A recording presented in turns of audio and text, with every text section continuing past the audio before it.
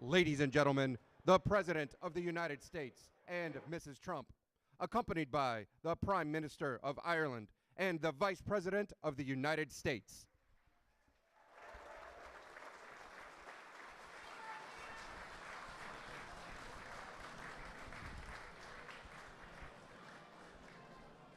Thank you very much, everybody. Great honor. Oh, that beautiful music. I can't talk over that music. It's too good. It's too good. We'll let them finish out.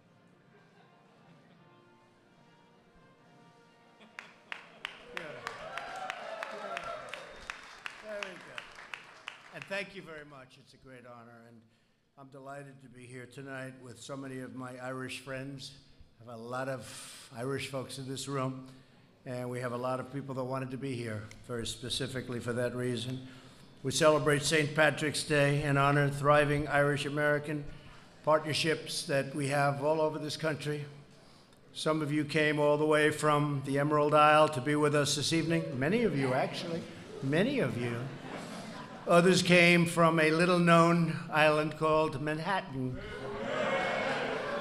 And no matter where you began your journey, we're grateful that you made it, and you're really welcome to be at the White House. This is a very spectacular place. I've lived in a lot of locations. I've lived in a lot of places. And Melania, I think we have to say, this tops it, right? This tops it. On behalf of the First Lady, I'd like to thank Taoiseach. Leo, you are really something. We've gotten to know each other over the last couple of years. Very special guy. And also Dr. Matthew Barrett for joining us tonight. Thank you, Matthew. You here someplace? Thank you very much. Where's my? Thank you, Matthew, very much. Appreciate it. Also, I want to give a very special thank you to a very proud American, but he's also very proud to have a lot of Irish blood in him, and that's our Vice President, Mike Pence. You have a lot in. How much? You have a lot, right? Almost the whole deal? Pretty close. Along with his wonderful sister who I just met, Annie. Thank you, Annie, for being here, wherever you may be. Thank you very much, Annie. We also are grateful to be joined by Ireland's ambassador to the United States, Daniel Mulhall, and his wife, Greta. Thank you very much, Daniel. Thank you. My thanks as well to 3 Irish-American Supreme Court justices in attendance. One of them has a little less of the Irish blood, but they're all great.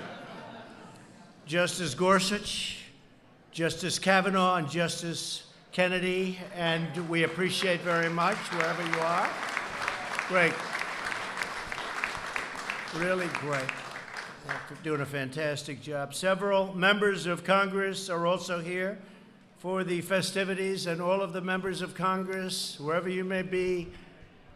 There are too many of you to name. I hate to do that to you. You're going to go home. You're never going to vote for Trump again, but that's okay.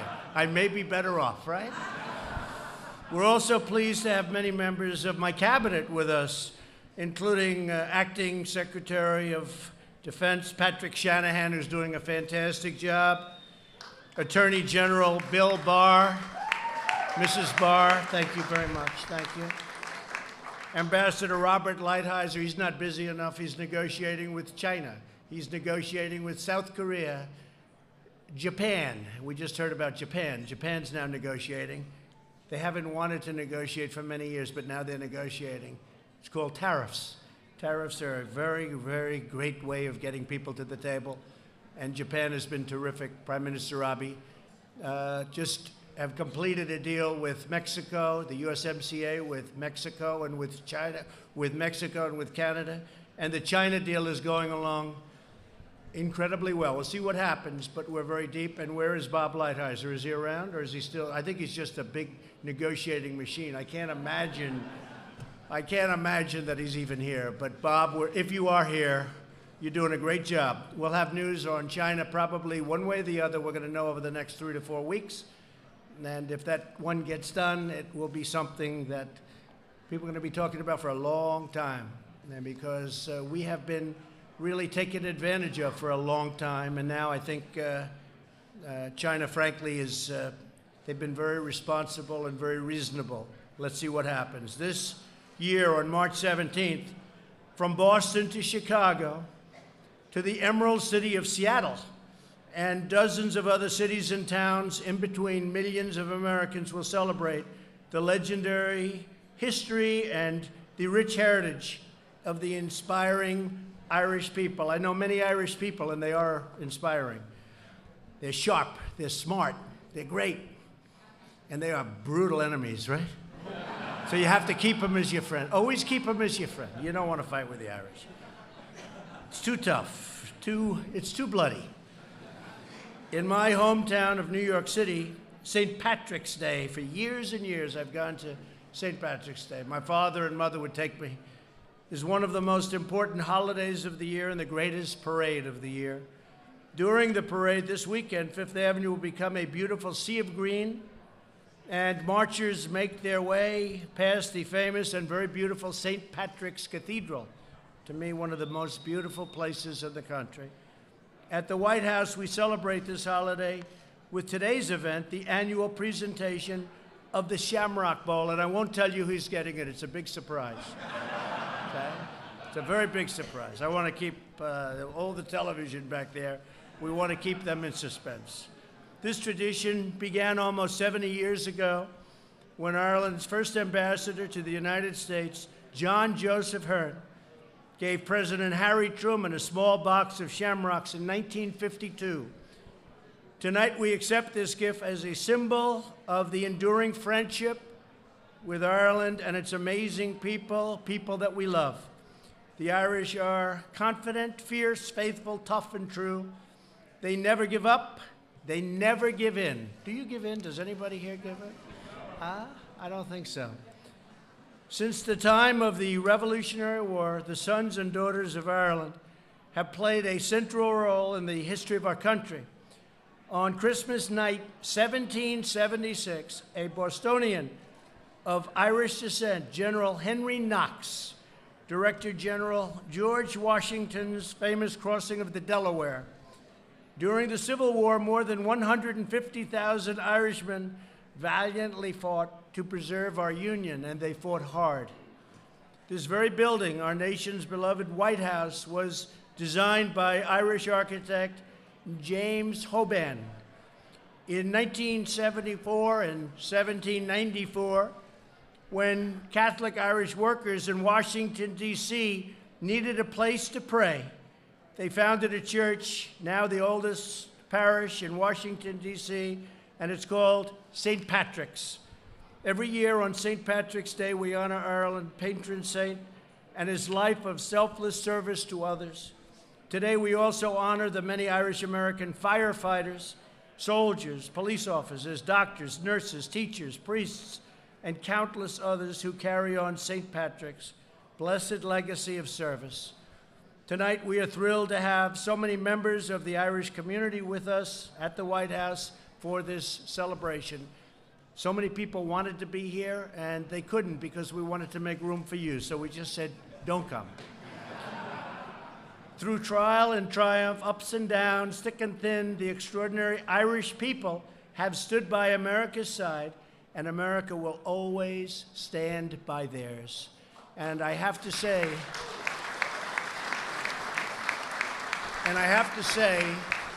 that we have literally never had a better relationship with Ireland than we do right now, based on the relationship that we have. But we're doing trade, we're doing many, many things with Ireland, and it's been a wonderful friendship.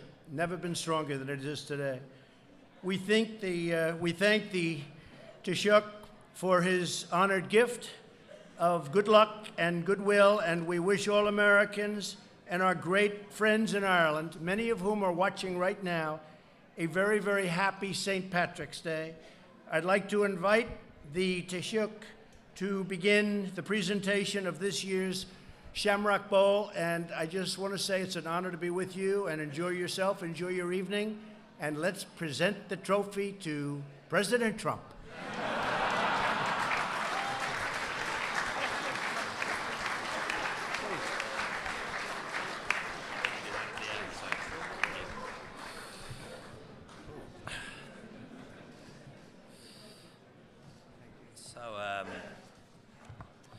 Mr. President, First Lady, Mr. Vice President, Uachtaráin, Céad Ban, Alas Uachtaráin.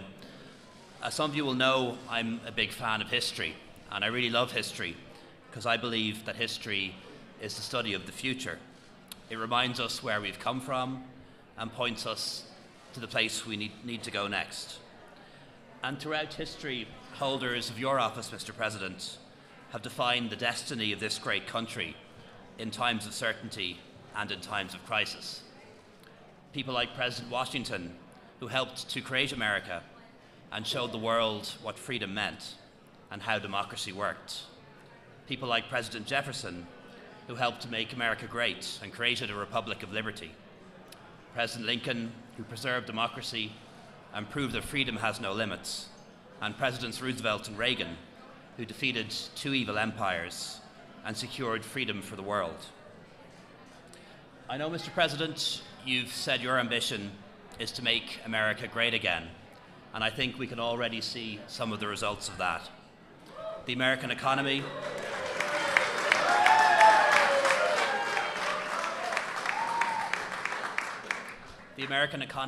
is booming. There are more jobs, rising incomes, lower taxes, exactly what you said you would do.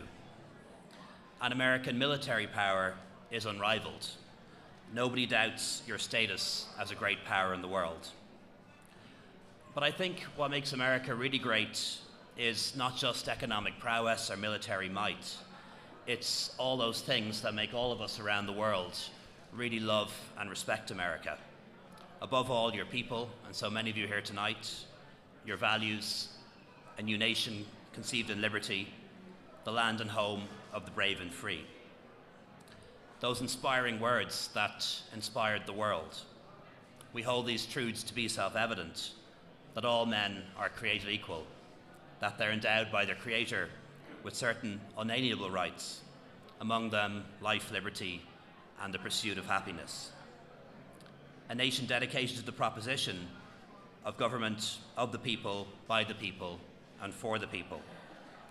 A country that put a man on the moon, not because it was easy, but precisely because it was hard. And Mr. President, the promise of America inspired so many people seeking liberty and freedom around the world, including so many people in my own country. We were inspired by some famous American women, like Susan B. Anthony, Rosa Parks, Rachel Carson, Marsha Johnson, who changed forever the way we view the world and the world around us. And inspired by the civil rights movement here in America, people in Northern Ireland, for example, demanded equal rights and equal opportunities too. And they sang the same songs, "We Shall Overcome," and indeed they did. And we know that as you work to make America great again, that won't mean forgetting or losing sight of all of those things that have made America great already. People around the world have been inspired by America and have traveled to come here and to make it their home. And people came, including millions from Ireland, who were among the hands that helped to build America. Some made the opposite journey and still do. And when Americans come to Ireland, we greet them as brothers and sisters. Mr. President, I believe that our history is shared and our future is intertwined. So I believe that future generations of our citizens should have the same opportunity to enrich each other's societies as past generations did. No nation at the moment with as many ties as Ireland has to the United States has so few pathways to legal immigration. And I know we've talked about this on a few occasions, and when we've talked about it, we've found agreement. And I want to thank you and also Congress for your support for the new E3 visa program, which will allow a limited number of Irish people to come here annually.